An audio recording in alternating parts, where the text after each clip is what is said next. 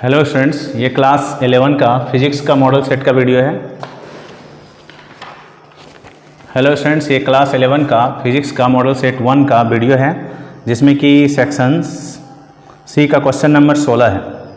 ठीक है, 16 में देखिए क्या कर रहा है, बर्नौली का सिद्धांत। इस सिद्धांत के अनुसार याद रखना है कि ये सिद्धांत दिया गया धारा रेखीय प्रवाह के आधार पर दिया गया, धारा रेखीय प्रवाह से रिलेटेड है।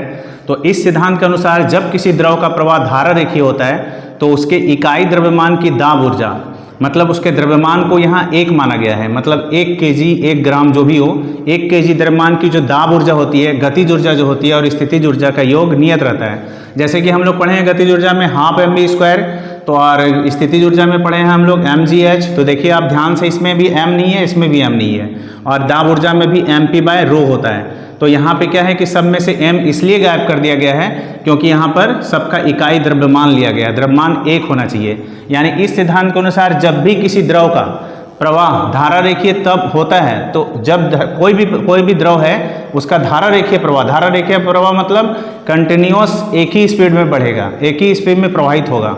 तो ऐसे में कह रहा है कि उसका इकाई द्रव्यमान का जो दाब ऊर्जा होता है और गतिज ऊर्जा और स्थितिज ऊर्जा सभी का योग नियत होता है। ठीक है, अब प्रूफ देखिए। माना एक नली में, मान लिया कि ये नली है, इस नली में आदर्श द्रव है जिसका धारा रेखीय प्रवाह हो रहा है, जिसका अनुप्रस्थ काट क्षेत्रफल परिवर्ती है। परिवर्ती इसलिए क्योंकि देखिए यहाँ बड़ा है फिर धीरे धीरे छोटा हो गया, इसलिए इसका अनुप्रस्थ काट क्षेत्रफल क्या बोला गया है, परिवर्ती है। तो मान लिया गया है कि इसका जो 2 सिरा है, एक सिरा A एक सिरा B। तो A सिरे पर कह रहा है कि P1 A1 H1 और B1 ये सभी, और दूसरा सिरा पर है P2 A2 H2 B2।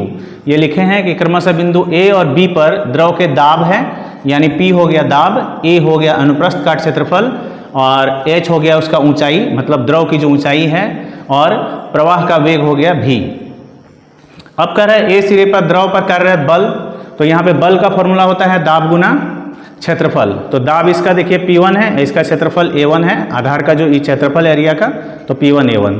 A सिरे पर द्रव पर प्रति सेकंड किया गया कार्य, तो कार्य का फॉर्मूला होता है बल गुना विस्थापन। तो बल तो लगा हुआ है, A सिरे पर द्रव द्वारा 1 सेकंड में तय की गई दूरी, मतलब 1 सेकंड में जितना द्रव तय किया तो उसमें ले लेंगे। तो यहाँ 1 सेकंड में तय की गई दूरी जो लिया है, तो देखिए बल यहाँ से लिया गया है P1 A1, और जो दूरी निकाला गया चूंकि 1 सेकंड है तो दूरी बराबर होता है चाल गुना समय। तो चाल तो हम लोग V1 माने हैं, समय 1 सेकंड लेंगे, तो गुना करेंगे V1 को 1 से, तो वही आएगा। अगर दिक्कत हो तो आप यहाँ लिख सकते हैं P1 गुना 1, तो हो जाएगा P1 A1 V1। अब कह रहा है इसी प्रकार B सिरे पर द्रव में प्रति सेकंड किया गया कार्य, तो P2 A2 और V2 में 1 से फिर गुना करेंगे क्योंकि 1 सेकंड है, तो हो जाएगा P2 A2 और V2। अब कह रहा है द्रव पर दाब ऊर्जा द्वारा किया गया परिणामी कार्य, तो दोनों का परिणामी कार्य करेंगे। चूंकि यहाँ दाब ज़्यादा है इसलिए कार्य यहाँ ज़्यादा हो रहा है, वहाँ कम। तो ऐसे में देखिए क्या होगा, इसमें हम लोग जो क्या करेंगे, पूरे कार्य को जो हम लोग यहाँ निकाले थे उसमें ये वाला इसको घटा दिए। ठीक, अब आगे देखिए।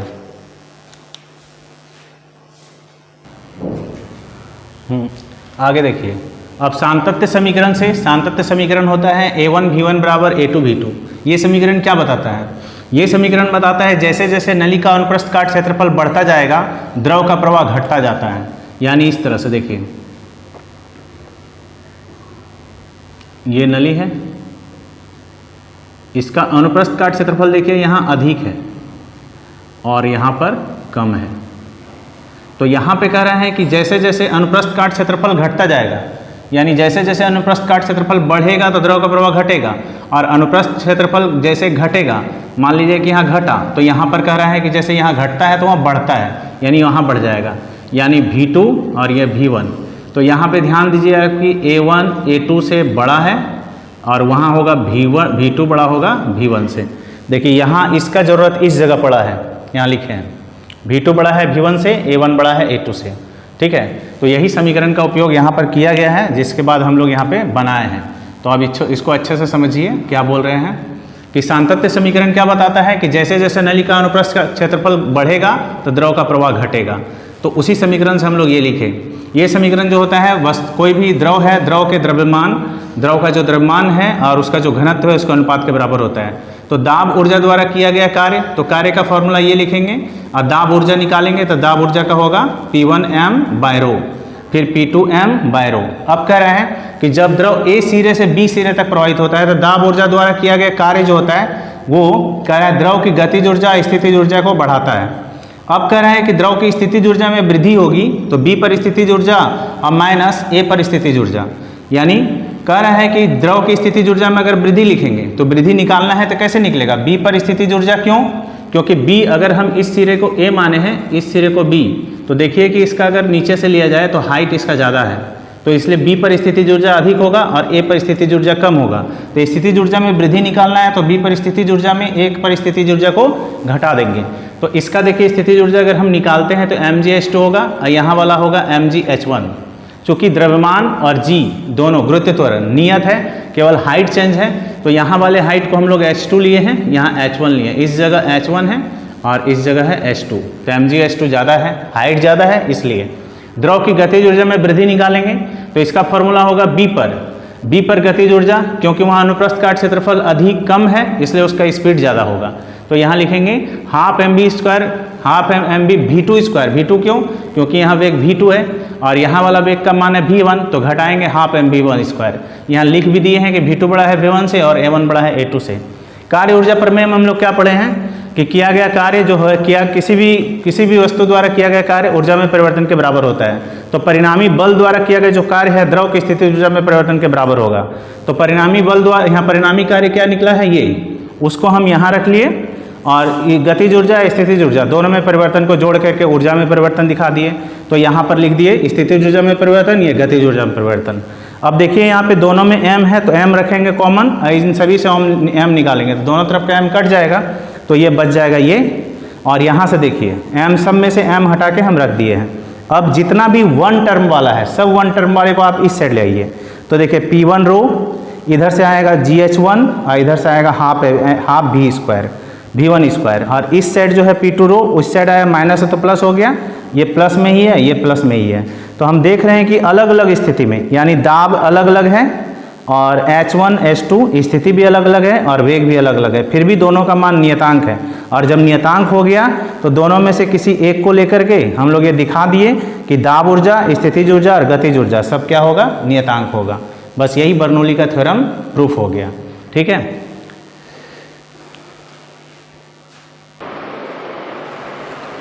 अगला क्वेश्चन है 16 नंबर का 2 नंबर जो क्वेश्चन है उसमें लिखा हुआ है बर्नौली सिद्धांत का एक अनुप्रयोग।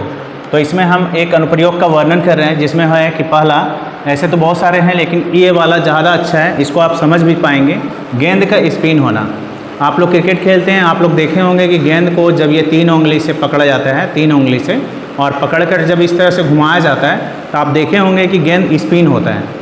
बहुत सारे बॉलर स्पिन करते हैं जिसकी वजह से क्या होता है कि सामने वाला जो बैट्समैन होता है उसको लगता है कि बॉल सामने से आ रहा है, लेकिन वो ऐसे करके वक्राकार पथ का अनुसरण करके उसको बॉल जो है ना उसके विकेट तक पहुंच जाता है और क्रिकेटर जो बैट्समैन होते हैं वो आउट हो जाते हैं। तो आपको ये बताया जा रहा है कि स्पिन कैसे होता है। आप लोग देखे होंगे स्पिन होता है, लेकिन कैसे होता है वो साइंस के आधार पर समझे। देखिए क्या कर रहे हैं, माना दाई और गतिमान किसी गेंद को स्पिन कराया जाता है तो इससे गेंद के ऊपरी भाग पर वायु का वेग निचले भाग की तुलना में अधिक हो जाता है। यहाँ कह रहे हैं V1 का जो मान है वो V2 से अधिक हो जाता है। कब? जब स्पिन कराया जाता है तब। अब कह रहे हैं कि इसलिए बर्नौली के सिद्धांत से क्या है कि गेंद के ऊपरी भाग का जो दाब है निचले भाग की तुलना में कम हो जाएगा।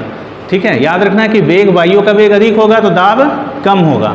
और फिर क्या होगा, इस प्रकार स्पिन करता हुआ गेंद जो है वो उस गेंद पर जो परिणामी बल लगा है, हम लोग के द्वारा जो परिणामी बल लगता है वो ऊपर की ओर लगता है। ऊपर की ओर लगना मतलब जैसे कि वो नीचे से ऊपर नहीं, नीचे से ऊपर की ओर, ऐसे ऊपर की ओर बल लगता है। तो ऊपर की ओर बल लगने के कारण ही गेंद क्या होता है, सीधा रास्ता ना अपना करके टेढ़ा रास्ता अपनाता है। ठीक है, वक्राकार पथ, बस इसी को कहते हैं गेंद का स्पिन होना। ठीक है, अगला क्वेश्चन देखिए, क्वेश्चन नंबर 17 है। क्वेश्चन में कहा जा रहा है गुरुत्वीय विभव को परिभाषित करना है और दूसरा है क्वेश्चन की इसका व्यंजक प्राप्त करना है। तो पहले विभव को परिभाषित करते हैं। कह रहे एकांक द्रव्यमान के पिंड को अनंत से किसी पिंड के गुरुत्वीय क्षेत्र में स्थित किसी पिंड तक लाने में किए गए कार्य को उस बिंदु पर गुरुत्वीय विभव कहते हैं। देखिए मान लिया जाए कि ये पिंड है, इस पिंड का ये गुरुत्वीय क्षेत्र है। गुरुत्वीय क्षेत्र मतलब इसकी इस रेंज में कोई भी वस्तु होगी तो ये अपनी केंद्र की ओर उसको खींच लेगा, यानी आकर्षण बल। इस पिंड का जो आकर्षण बल का एक रेंज होता है वही उसका गुरुत्वीय क्षेत्र होता है। तो मान लिए कि अनंत है, अनंत मतलब अनंत दूरी जो होती है, वहाँ पर एकांक द्रव्यमान कोई पिंड है, उसको हम क्या किए, इस m द्रव्यमान के पिंड के गुरुत्वीय क्षेत्र में एक बिंदु A तक लाए। तो वहाँ से यहाँ तक लाने में जो कार्य करना पड़ा वही कार्य कहलाएगा गुरुत्वीय विभव। ठीक है, तो वो गुरुत्वीय विभव कहलाता है। फिर से एक बार बोल देते हैं कि एकांक द्रव्यमान के पिंड को, ये एकांक द्रव्यमान का पिंड है, एकांक द्रव्यमान के पिंड को किसी पिंड के अनंत से उठाकर किसी पिंड के गुरुत्वीय क्षेत्र में स्थित किसी बिंदु तक लाने में जो कार्य करना पड़ता है वो कार्य उस बिंदु पर गुरुत्वीय विभव कहलाएगा। अब इसका व्यंजक देखिए, मान लिए कि एकांक द्रव्यमान का पिंड जो है m द्रव्यमान के पिंड के केंद्र से r दूरी पर स्थित है। इसका ये केंद्र है और इस केंद्र से वो r दूरी पर स्थित है। ठीक है, इसका केंद्र O ले लिए, इससे P तक की दूरी है r। इस जगह एकांक द्रव्यमान का एक पिंड रखा हुआ है। अब करें एकांक द्रव्यमान के पिंड पर जो कार्यरत बल होगा गुरुत्वाकर्षण बल, तो गुरुत्वाकर्षण बल जो हम लोग लेंगे तो फॉर्मूला होता है Gmm/r²। तो छोटी m का मान तो यहाँ 1 है, 1 ले लेंगे तो Gm/r² होगा। इस बल की जो दिशा होगी, इस बल की दिशा जो ये अपनी ओर खींच रहा है, क्योंकि हम जानते हैं कि गुरुत्वाकर्षण बल केंद्रीय बल होता है, तो ये अपने केंद्र की ओर खींचेगा। तो इस बल की जो दिशा होगी वो m द्रव्यमान के पिंड के केंद्र की ओर होगी। इस m द्रव्यमान का जो पिंड का केंद्र है उसी तरफ इसकी दिशा होगी। अब कह रहा है एकांक द्रव्यमान के पिंड को हम लोग क्या किए, मान लेते हैं कि P से Q तक विस्थापित किए और वो उसका विस्थापन क्या है, dr। अब आगे देखते हैं। अब देखिए dr दूरी तक विस्थापित करने में अगर कार्य निकालते तो कार्य बराबर बल गुना विस्थापन होता है। तो F dr, F का मान अभी हम इससे पहले बताए थे आपको, Gm/r² dr रह गया।